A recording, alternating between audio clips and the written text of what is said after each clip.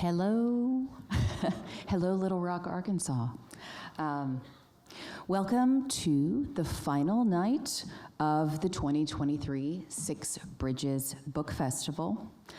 My name is Jen Fawkes, and it is my distinct pleasure to introduce to you the Kevin Brockmeier.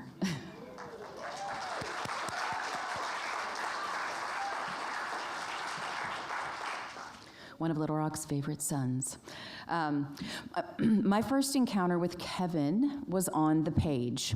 While I was working on my creative writing MFA, I read Kevin's story, The Ceiling, in an anthology, and entirely captivated, I flipped to the author bio, where I learned, to my profound shock, that, like me, the story's author grew up in Little Rock, Arkansas, and was also my age. It turns out that Kevin and I moved in many of the same circles growing up, and yet neither of us recalls meeting the other while we were teenagers. When I read that first story of Kevin's, I was a budding fiction writer trying to find my own voice, and for me, encountering Kevin's work tore aside a veil. Here was someone of my generation employing those elements that spoke directly to me in the work of the postmodernists: a fearless use of the fantastic, ironic humor, a feel for the expansiveness of time and place and emotion. But unlike the work of many postmodern American writers, Kevin's fiction harbors a heart the size of the sun and shines very nearly as brightly. It gave me permission to hold out hope for the inexplicable, to craft worlds that, like our own, are undergirded by absurdity, to celebrate, above all and again, humankind's ability to wonder. And when I finally did meet Kevin face to face, it was like meeting an old and very true friend. Kevin's latest book, The Ghost Variations, which I realize I sort of dressed like tonight, unintentionally. The Ghost Variations 100 Stories came out in 2021. His other books include the novels The Illumination, The Brief History of the Dead, which is one of my very favorite books, the story collections Things That Fall from the Sky, and The View from the Seventh Layer, and a memoir of 7th grade called A Few Seconds of Radiant Film Strip. His work has been translated into 18 languages. He has published stories in such venues as The New Yorker, McSweeney's, Tin House, The Best American Short Stories, and the year's best fantasy and horror. He has received the Borders Original Voices Award, the PEN USA Award, a Guggenheim Fellowship, and an NEA grant. Kevin teaches frequently at the Iowa Writers Workshop, and he lives here in Little Rock, where he was raised. So you guys are in for a big treat tonight, because Kevin is going to read a brand new piece of fiction tonight. And afterwards, he will be happy, of course, to answer any questions you guys may have. Lest I forget, I want to go ahead and thank Windstream, the sponsor of this event, and all the sponsors of the Six Bridges Book Festival, Arkansas's premier annual literary event, for which those of us who live here and love books are wildly grateful.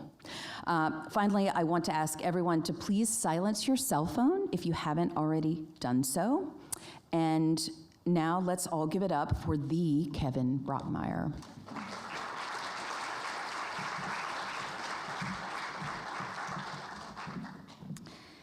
Thank you very much for coming tonight. Thank you, Jen, for that wonderful introduction. So this is the 20th Six Bridges Book Festival, and I've read at the festival every year since it was founded. So, I mean, I could serve in some ways as the unofficial festival historian. And later on, when we have time for conversation, I'll be happy to talk with you about earlier festivals, if anybody's curious, or about The Ghost Variations, or any of my other books, or my reading life, my teaching life, anything you want to talk about.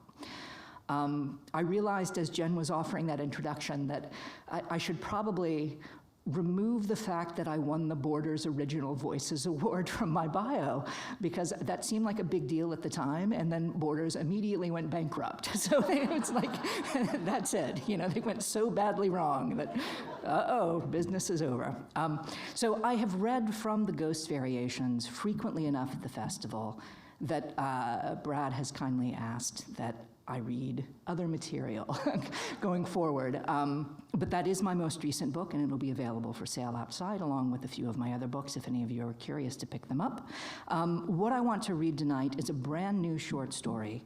I've never read it aloud before, and it seemed particularly appropriate for tonight, after I learned that Maureen Corrigan would be delivering a talk about banned books, because this is a story that in some ways addresses the topic of banned books.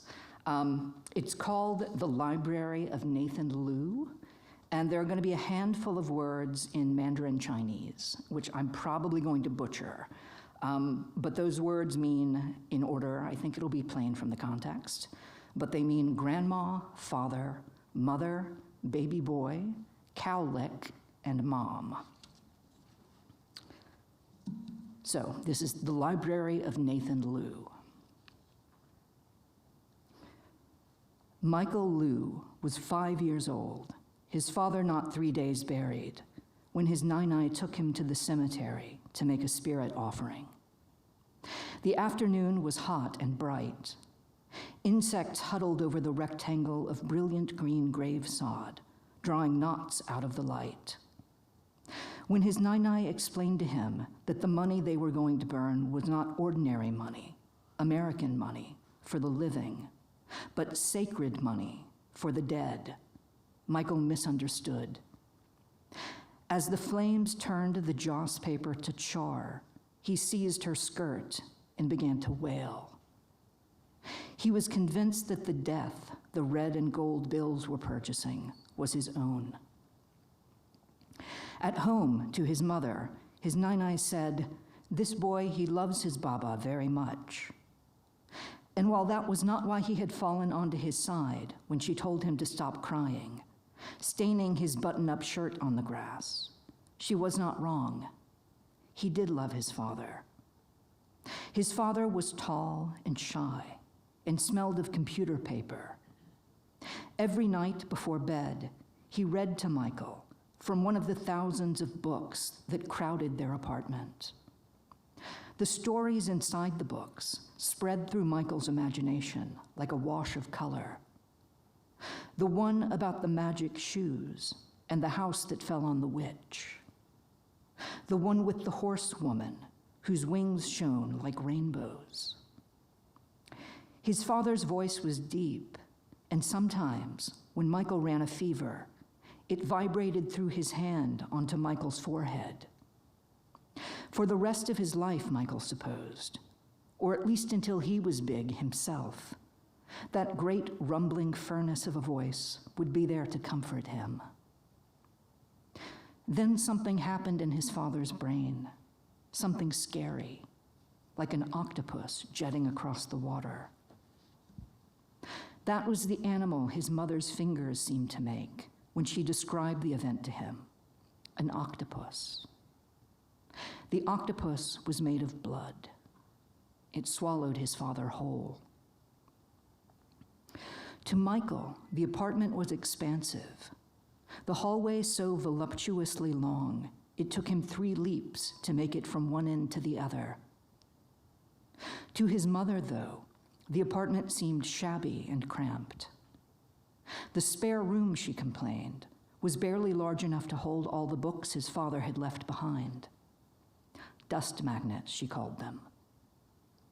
Every so often, she would pluck one from its shelf and riffle through it as if for the sole purpose of making a small breeze on her face.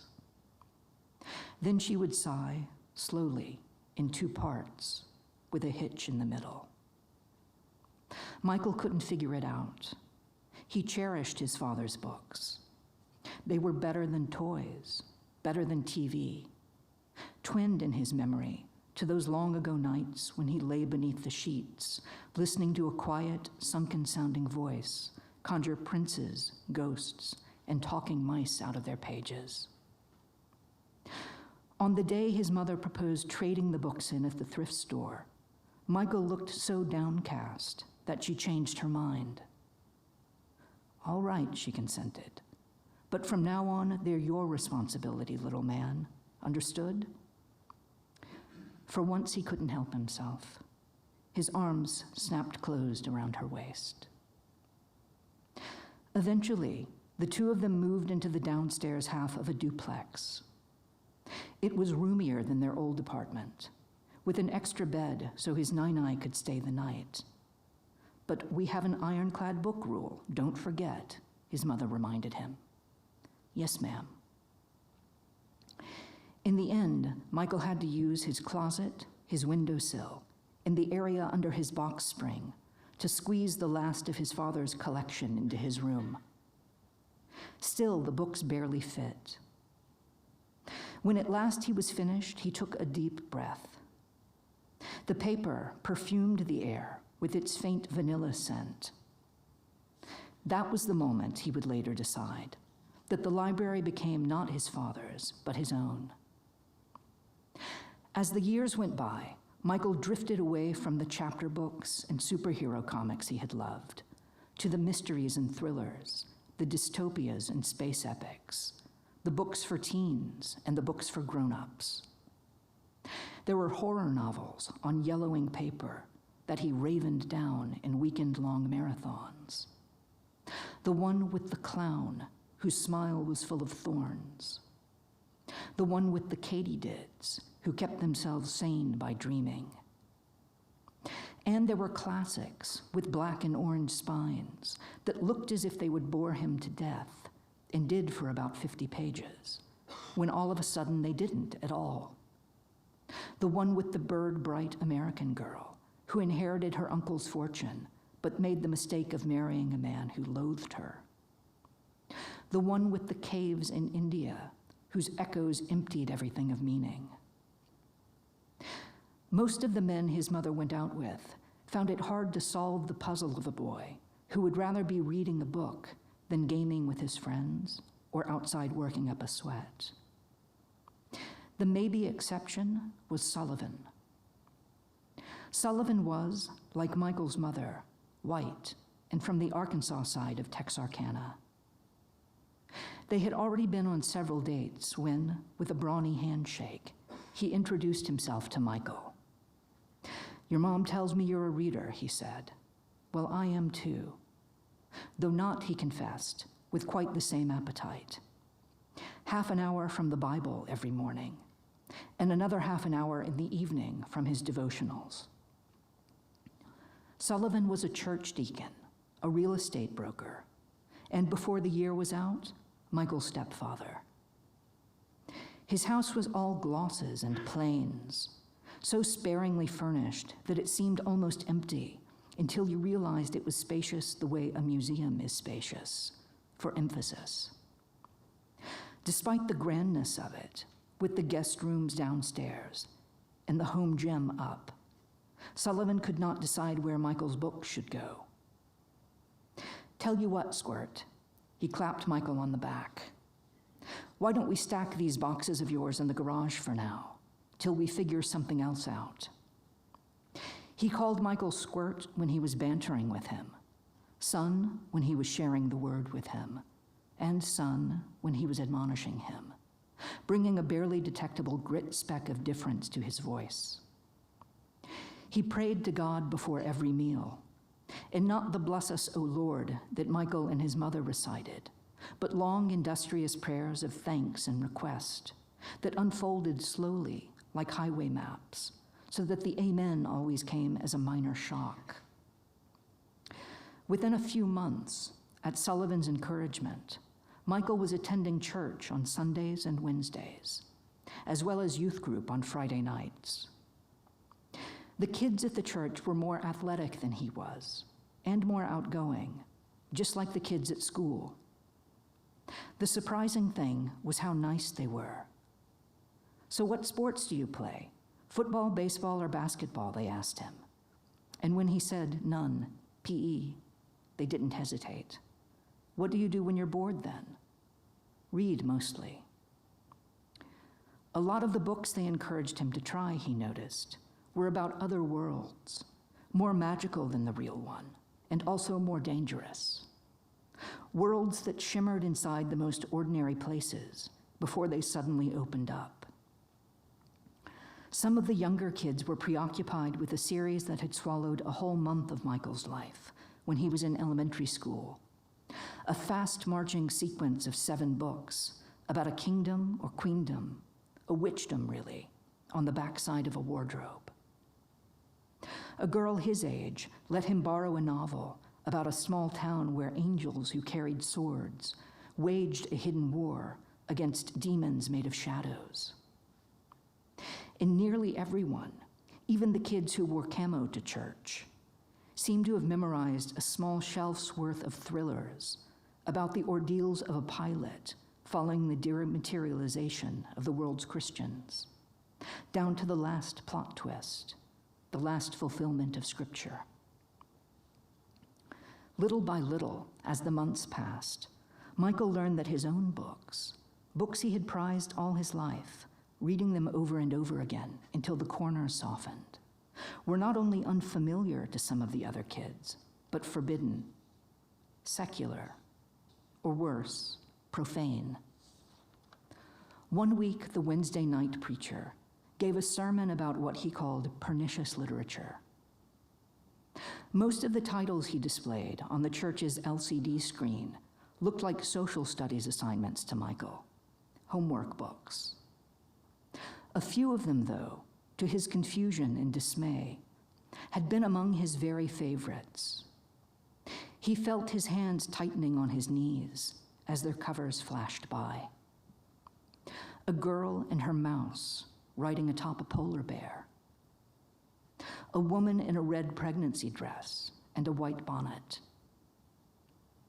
The congregation was sponsoring a petition to have these books, and others even worse, removed from the public schools and the city library. They were not harmless, the preacher said.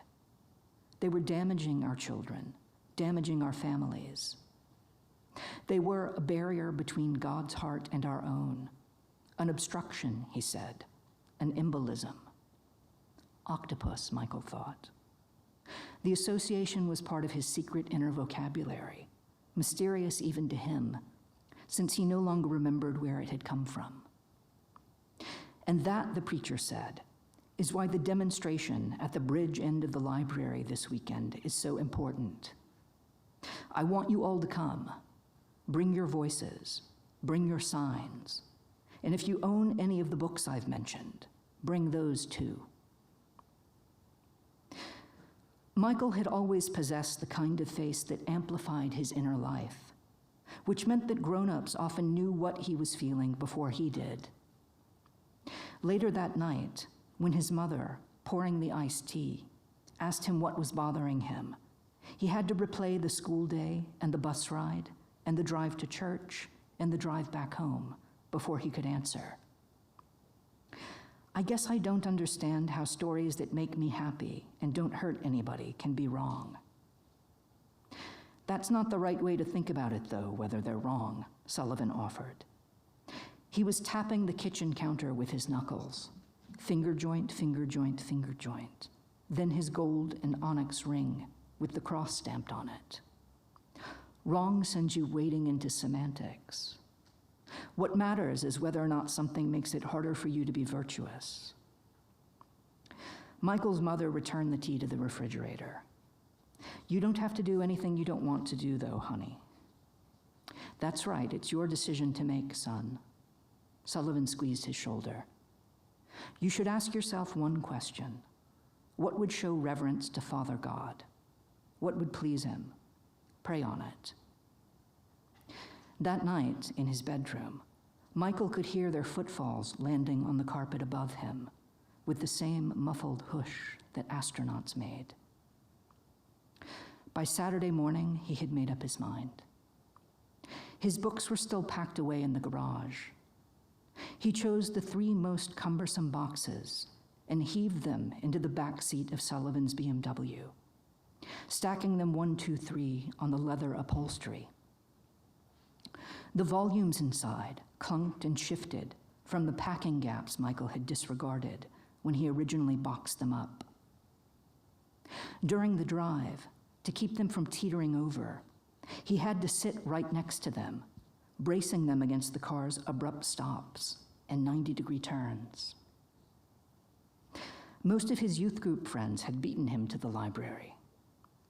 They helped him carry the boxes to the grass-stitched dirt beneath the bridge, where worshipers from their church and 2 or 3 others were milling around with poster boards and bullhorns.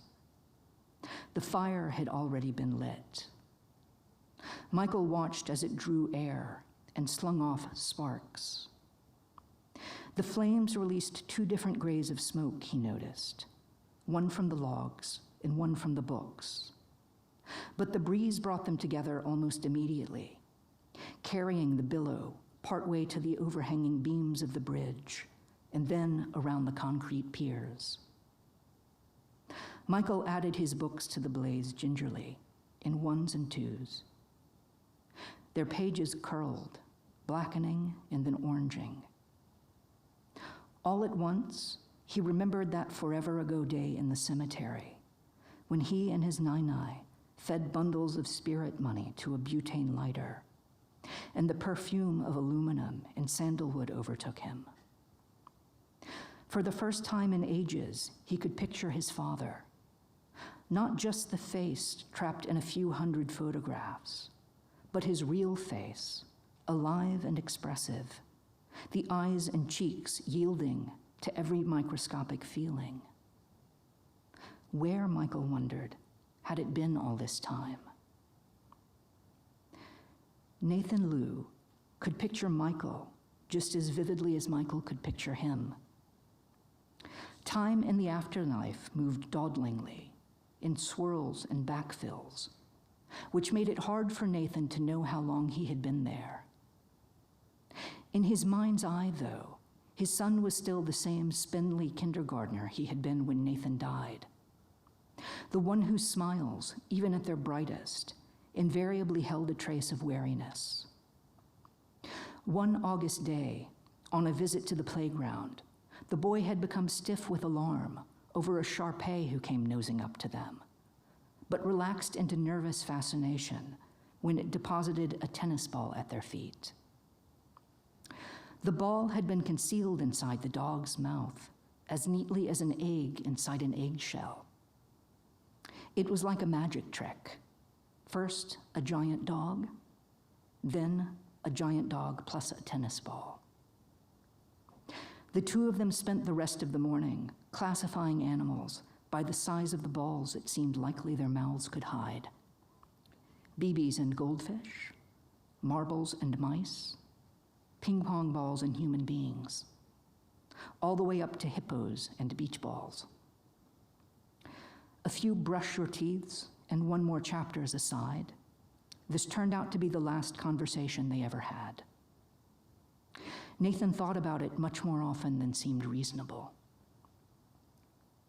Though his death had been untimely, even tragic, he could not deny that the afterlife had extended its providence to him. 1 minute the sun was fading and the crickets were shrieking, and he was opening the refrigerator and complaining of a headache. And the next he was gaining consciousness on a packed dirt road where the air tasted silver and the stars called his name. The people striding past nodded at him. An old man gave him a friendly 2-fingered scout salute. Nathan set off walking toward a nearby cluster of buildings.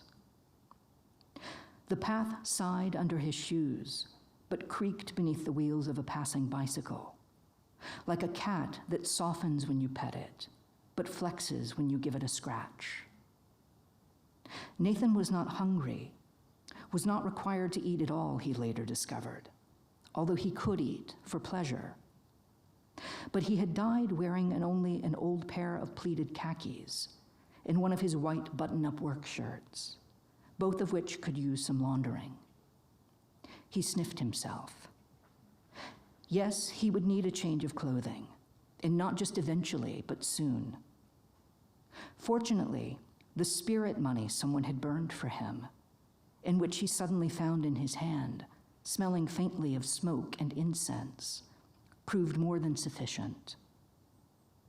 With it, he was able to take a room at an inn, buy a few new outfits, and even after he had habituated himself to the neighborhood, pay the rent on a modest house. Life always started from scratch, but death, happily, did not. The home he settled into sat behind a row of knee-high hedges and a snug front yard that was more clover than grass. The foyer was lit unusually well by an overhead window. Bracketing the back end of the hallway were 2 extra bedrooms, though Nathan's Mushin claimed one of them as soon as she died. She came knocking at his door after what she insisted was 6.5 years, though it felt to Nathan as if only a few weeks had gone by, or else, confusingly, many years more. She greeted him with an exultant look, gripping him by both forearms. "I have missed my Zhao Zhixi and his strong, strong muscles very much," she said. And then, as she tried to smooth down the sprig of hair above his ear, and also his kaulika, pronouncing it the same way she had since he was a boy. The other spare room harbored built-in bookcases along the walls, to which Nathan added a sofa and a pair of armchairs. It was the ideal space for his library, or would have been if his books had accompanied him into the soil. The afterlife, he had discovered, was a meager place when it came to books. It was abundant with drawings, paintings, songs, and sculptures, and not leftovers either, but freshly imagined, freshly created. But it held vexingly few novels or story collections. Oh, you could write books and read books, print books and distribute them, but the old books were far away, jailed up with the living, and the new ones were too negligible to mention. The infernal fact was that literature, or at least imaginative literature, was like a river that had frozen over, or a forest that had turned to stone. Books depended for their vitality on the books that pre-existed them. The same was true, surely, but apparently less true, of art and dance and music. Without the Starry Night or the Temptation of St. Anthony, people missed them, remembered them, and made new paintings. Without Anna Karenina or The Tale of Genji, Madame Bovary or Invisible Cities, the country of books felt almost too gray to visit. One afternoon, however, Nathan was standing on his porch, watching the clouds flow out of their borders and then back into them, when he smelled the traces of a campfire. His first thought was that someone had burned another pack of spirit money for him. The aroma was wrong, though. Too much wood and not enough balm to it, with the musty, near-dirt hint of skeletonizing leaves. At his feet, he found a heap of books. He heard himself gasp, actually gasp. There must have been 200 or 300 of them, spilling in a jumble toward the front steps. The first title that met his eye was The House on Mango Street. It was a book he remembered reading at 16 for school, in the same edition, that slim trade paperback with the painting of the 3 sisters holding the smoky veil. Now, when he picked it up, the cover was warm to the touch.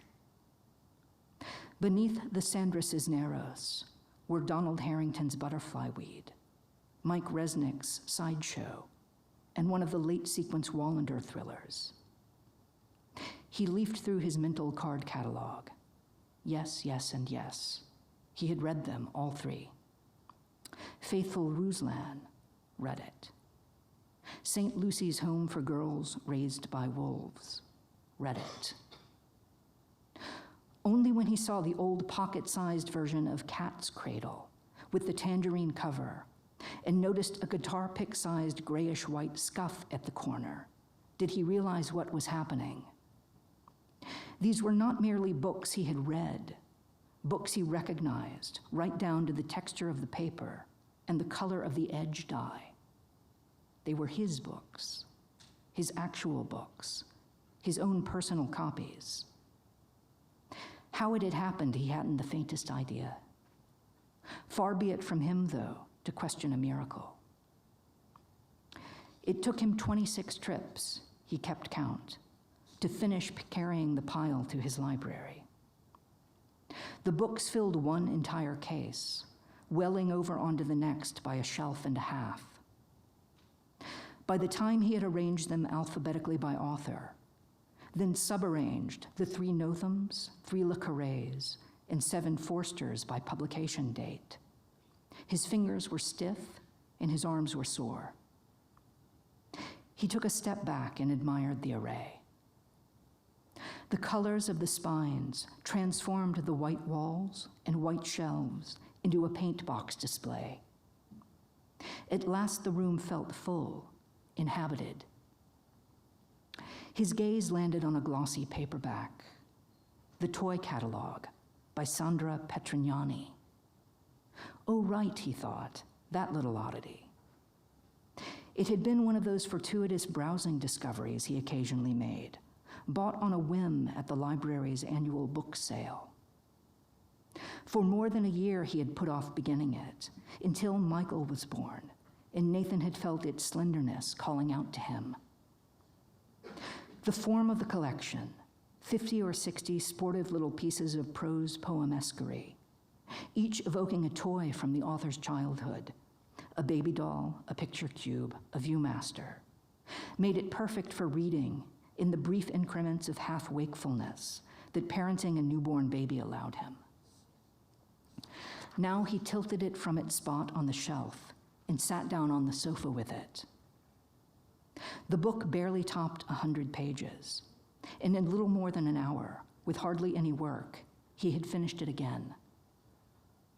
The smell of the paper seemed to summon up the gliding motion of the nursing chair where he had first read it. Alive, he had regarded it as little more than a charming distraction, a tidbit. But now that the toys it described were consigned to another world, now that the world it described was consigned to another world, he found it surprisingly moving. A faded slip of white thermal paper had been waiting for him at the copyright page. He tucked it back inside, returned the book to the shelf, and selected another one. The next day, he was walking to the bakery for a box of the custard buns his Mushin liked, when someone stopped him on the sidewalk. She gestured at the book he was carrying. "I'm sorry, but is that Virginia Woolf?" He displayed the cover, an old tinted photo of a beach scene with a lighthouse behind it, all softened clays and cloudbank blues. "Oh." The woman's mouth made the shape as she said the word. "For me, that's always been the one, or Mrs. Dalloway, or the essays." Then, with a look of almost pained delight in her eyes, she asked, "May I please borrow it when you're finished?" And that was how it began. Hardly a day had gone by before Nathan heard a deferential knock at the door, and there she was, stuttering out an apology. "I know it's mannerless of me, but I couldn't wait. I can leave right now if I'm..." But Nathan was a fast reader and had nothing but time these days, so she wasn't too early, he reassured her. Not at all. As soon as his copy of To the Lighthouse passed between them, word spread that there was a man, younger looking than most of the deceased, who had taken up residence, along with his mother, in the sandstone cottage with the 2 bay windows, and he had somehow acquired a library, a small one, of the old books, the real books, The beautiful, old, unobtainable, real books no one had ever expected to hold in their hands again. And before long, strangers were visiting his home almost daily to borrow this title or that from him, to check them out, as they put it. The sheikhly stance they adopted as Nathan introduced them to his bookcases delighted him. Their knees would lock, their backs would straighten, and for a few seconds, though absolutely still, their bodies would project a furious subdermal activity, effervescing with some kind of static charge. Turtle Diary and A High Wind in Jamaica, Oscar and Lucinda, and An Episode in the Life of a Landscape Painter, A Theater of Enthrallments. The first time Nathan overheard some leisure joggers in the park talking about the librarian and realized that they must mean him, he was amused. It was, though, he eventually decided, true. Didn't he know each and every book in his collection, down to the exact size of the cavity it left behind? Hadn't he turned an old marble notebook into an in and out register for his borrowers to sign? And hadn't he added an address column out of necessity, after a Natalie-dressed Winter of His Years type held on to Delta of Venus for so long that Nathan worried he might have pilfered it? Librarian. Okay, yes, he had earned the title. Whether his fondness for solitude had originated in his devotion to books, or whether his devotion to books had originated in his fondness for solitude, was one of those irresolvable cause and effect loops that made him feel like a math problem to himself. In the end, though, he supposed, it didn't matter. You measure a circle beginning anywhere. The fact was, until Nathan died, he had regarded nearly everyone who attempted to visit the boundless inner countryside of his reading life as a gate crasher. He had learned the trick of letters early. He could hardly remember a time when he had not turned to books for pleasure, stimulation, forgetfulness, and escape. For, in a word, transport. As he grew older, though, he noticed something curious. Whenever he went more than a few days without reading, he began to feel that his experiences were less available to him. Again and again, he would open a book, hoping to flee from the diamond-hard facts of his life, and then, paradoxically, meet himself there, face to face. Books were his hideaway, his laboratory, his and his alone. Or at least they were until his son came along. Michael was the most wishful of wishful thinkers, one of those children for whom the barrier between reality and fiction seemed not just porous, but vaporous. Night after night, he allowed himself to be pacified to sleep by chapter books and fairy tales. Day after day, he squirmed on the couch, exhaling his Cheerio breath, as Nathan escorted him through Harry Potter and Wings of Fire and off-the-rack Green Lantern comics. Now Nathan felt as if he was sharing his private story landscape with dozens, if not hundreds of other people. The afterlife was a world of Michaels. A man who had borrowed Roald Dahl's Matilda asked him if he could recommend any other books that were, like this one, good because they're mean. A woman who had taken her time finishing Moby Dick wondered why no one ever tells you the whale book is funny, do they? This was terrific, said a man who had read The Golden Compass in a single afternoon. I haven't been so impatient to know what happens next in a story since I was a kid. And then, as if Nathan was operating a bookstore, tell me, when do you expect book 2 to arrive? An old man with watery eyes and a barbershop scent quickly established himself as the library's most regular patron. A little confetti shower of accidental peculiarity seemed to accompany him each time he stepped through Nathan's front door. I'm unusual, you'll see, just wait for it. And though Nathan considered him too remote, too Martian for friendly conversation, he found himself looking forward to the man's visits, if only for the ritual, as he thought of it, the ceremony. Those were the words Nathan used for the old man's practice of reading a single sentence out loud from each book he returned.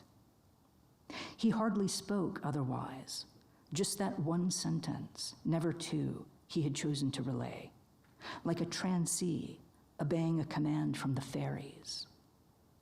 Sometimes the sentence he read was beautiful and lingered in the room like a bell. By some chance, here they are, all on this earth, and who shall ever tell the sorrow of being on this earth, lying on quilts on the grass in a summer evening among the sounds of night. Sometimes it was a sentence Nathan already knew by heart. Waking up begins with saying am and now.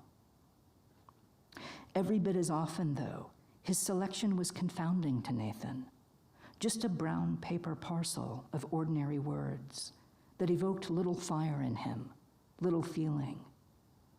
There it was, the sun, coming up just like always. The most striking thing was how, book by book, the sentences sharpened Nathan's portrait of the old man, revealing his inner world in much richer detail than the usual chit-chat would. He would intone a line from Midnight Children, say, or The Bluest Eye, and Nathan would think, oh yes, how like him. He was not the only neighbor Nathan came to know, and know unexpectedly well, through the guideway of his library. Far from it.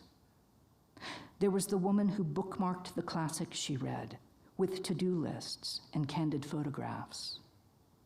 Or the man who kept borrowing the same 2 crime novels by Patricia Highsmith and Elliot Chase. Or the former, the actual librarian, who complained that Nathan had too many 810s in his catalog and too few 880s. Michael's, every one of them. At night, when everyone else was gone and the house was his again, he would make a tally of the gaps they had left in his collection.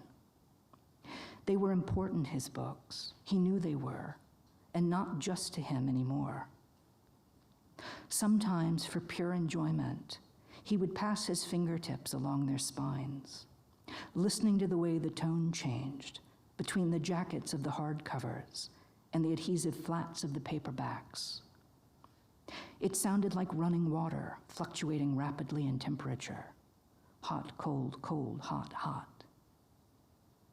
That the books were there at all, where Nathan could read them, could touch them, was a marvel, of course.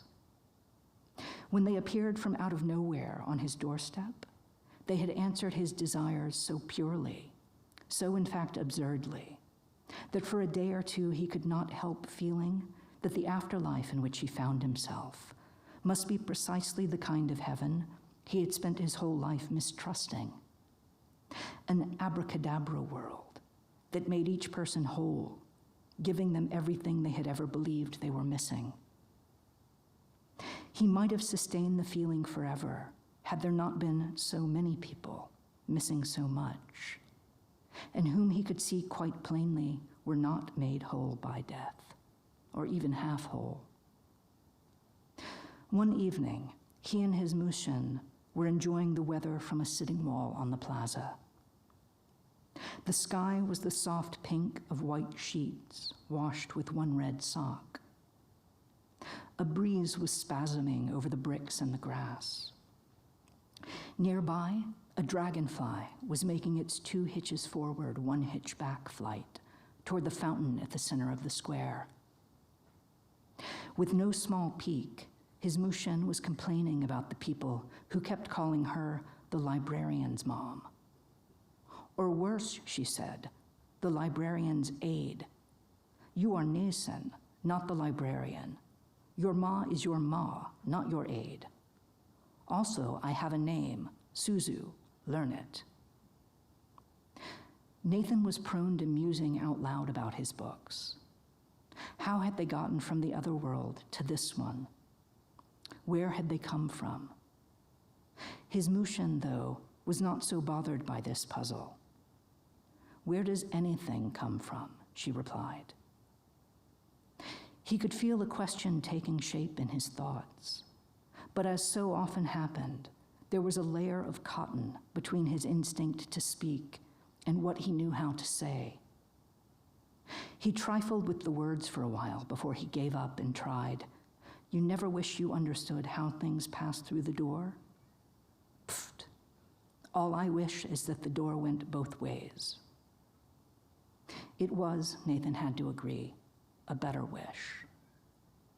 What he wouldn't give, after all, to be standing a hair's breadth behind his wife again, in the heat of August, in front of the rackety steel box fan, using his hands to tent the front of her shirt open so that the air could pour over her midriff and out at the neckline. The soap scent of her, sweat, blowing onto her face and his, while a cosmos of dust was circulating in the sunlight, and the bugs outside were winding 10,000 watches.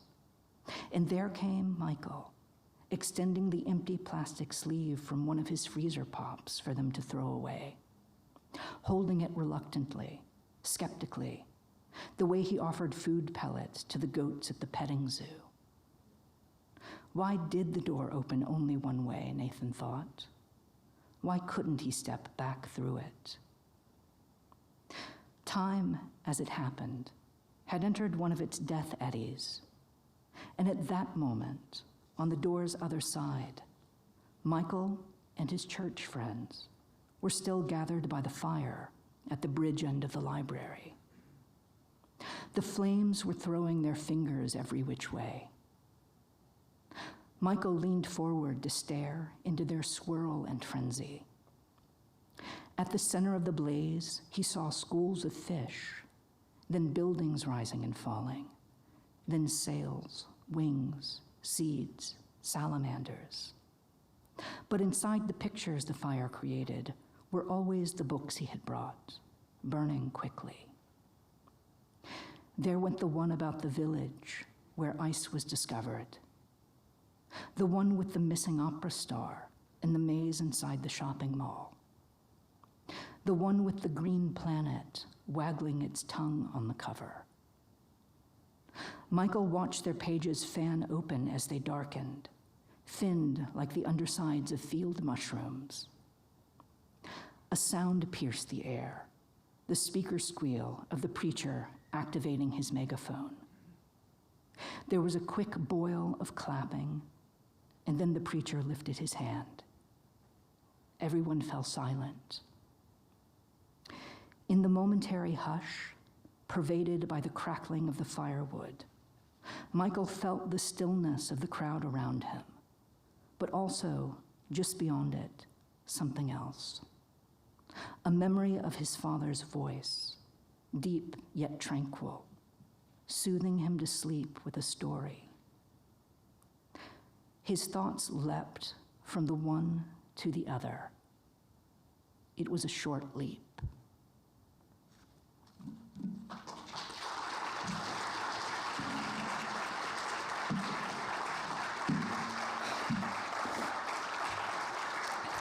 Thank you very much. I know that that's a longer than usual story for events such as this, which is one reason I was hoping to get a solo event, and I hope it was worth your time. It was an attempt to write a story about people, about what it's like to believe you're killing books, but accidentally bringing them to life instead. So that was what gave birth to this. But I'll go ahead and take a seat. I don't know how much time we have left. Okay. Is this on? Yes? Okay. We have almost no time left, I'm afraid. I'm sorry about that. That's But, so Jen, do we want to ask a question? Are there, let's go ahead and see if anyone in the audience, I think, has a question, since we have such little time left. Anyone out there have a question for Kevin about either this book-filled afterlife or, oh, she's got, okay. Go on up. Do I have to use the microphone, or can you hear me anyway? Use the microphone if you don't mind. Thank you. Is it okay if my question is not for Kevin, but for everybody else? It's fine Of with course. me. Yeah. Yeah. So when Kevin was describing the balls and the mouths, I'm just curious how many of you went and tried to decide what size ball was going to fit in your mouth and decided it was probably bigger than a golf ball. I was just curious, because I felt it happening in my mouth, and I had the sense that maybe that would happen to everyone. A tater tot, that's... A tater tot. I think a ping pong ball is about right, but maybe has, yeah. Yes. Okay. So, yes. Well, not a question, but just a comment. There's an image in the story that was really, there's long, complicated prayers unfolding like highway maps. Yeah. Love that. Thank you very much. Yeah. So, I mean, some of the patterns of the story, it was a story about that mostly follows the adventures of a little boy and then the adventures of his father, and then very briefly flashes back to the adventures of the little boy. And it was an attempt to kind of change perspectives and strategies in a dash at the very last minute. And one of the differences between these two is that all the books I describe in the story are real, but the boy never mentions any of them by name or the authors by name. And so they exist in kind of a fable-like territory for him. And yet in this fable-like environment of the afterlife, all the books are mentioned by their precise titles and by the actual authors, and sometimes even by their approximate page count. So they become much more concrete in the father's world.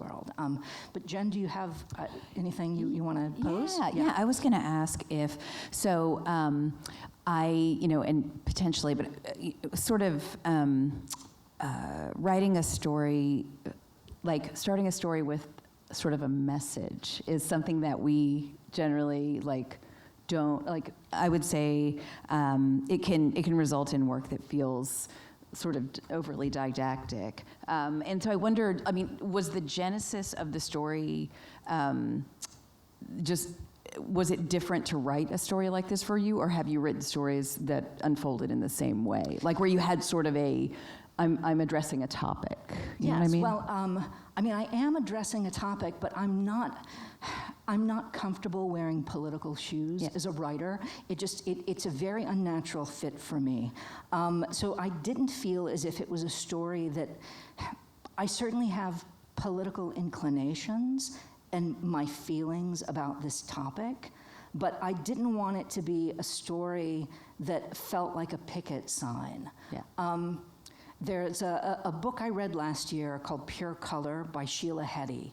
And it's a challenging book in a lot of ways, and I have kind of a complicated reaction to it.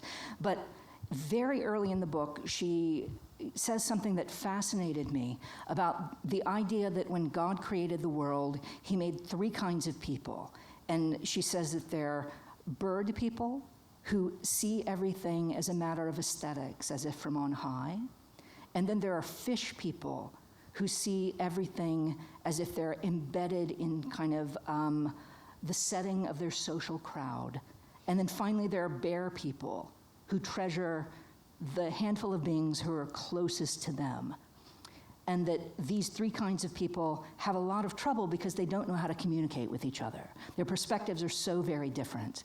And I think that as a writer, I tend to be a bird writer.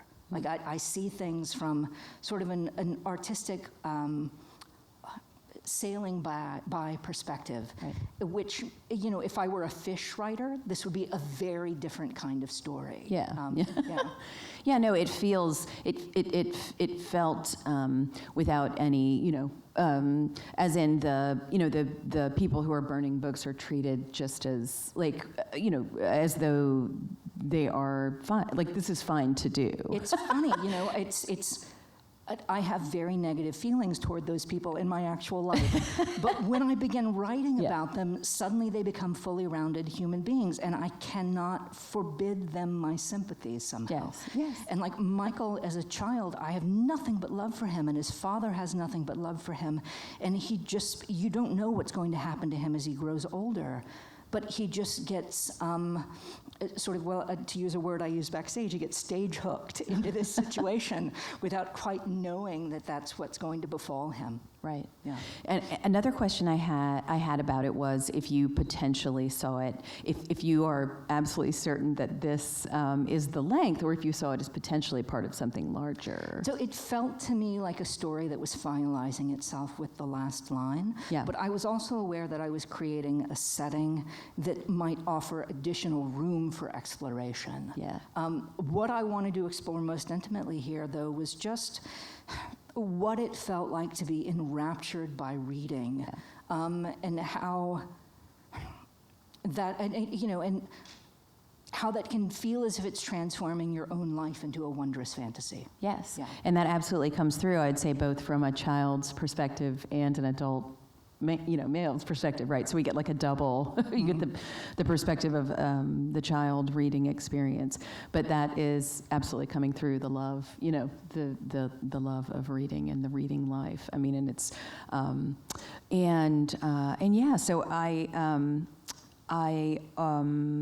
because I could see it being something larger, right? I could see it being part of something a lot larger. So I also, we're at 7:30. Can we continue for a little bit? I don't think we can continue for long. Okay. Because there'll be a book signing in Marine Corps, and Okay. we'll be taking this space at 7. Okay. Yeah. This is a question, I've been thinking about this since the panel with Hillary, Lecter, and Ben yesterday, and I wondered, so when you started this, or when you start a project, for you, do you generally begin, I think I probably know the answer, but I don't know. Do you begin with voice or with the story? I usually have in mind what I think of as a presiding notion for the story. And in this case, I knew it was going to be about this idea of spirit money and how that would apply to books if books were being burned. Okay. So that was the notion that kind of gave birth to the story. But beyond that, I spend forever kind of playing with my first paragraph until I feel that I've captured a voice that is going to generate enough momentum to carry me from the very beginning to the very end of the story, and feels as if it, it's freighted with feeling in some way. Yes. And art, ideally. But I think we probably need to stop now. Okay. Not now. Yeah. Okay. So again, everybody, thank you for being here. I appreciate it, and I will be out there signing books if you're interested in talking with me. Or as always, I've got a copy of my most recent iteration of my 50 favorite books list in alphabetical order by the author's last name, with no more than one book per author and with asterisk beside the top 10, last updated on March 3rd of this year. Thank you. Thank you so much, Kevin, and thank you all so much for being here.